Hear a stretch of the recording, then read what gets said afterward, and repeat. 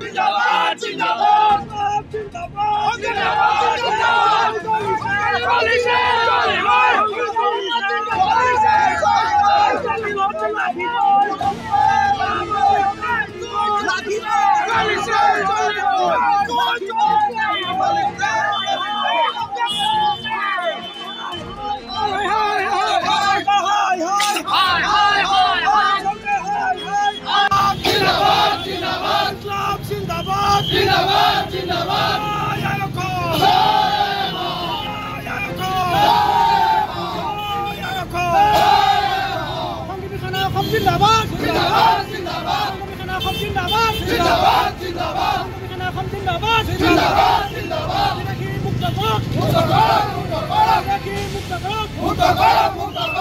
যিখন কা আইন এই আইনখনৰ বিৰুদ্ধাচৰণ কৰি অসমত আমাৰ অসমীয়া যুৱক শ্বহীদ হৈছে।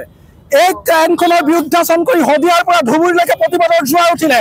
তৎসত্বেও অসম চৰকাৰ আৰু কেন্দ্ৰীয় চৰকাৰে অসমৰ ৰাইজৰ যি দাবী এই দাবীক নস্যাৎ কৰি অসমত বিদেশী সংস্থাপন কৰাৰ স্বাৰ্থত কাৰ নিচিনা এখন জাতি সংখ্যা আইন অসমত জাপি দিলে।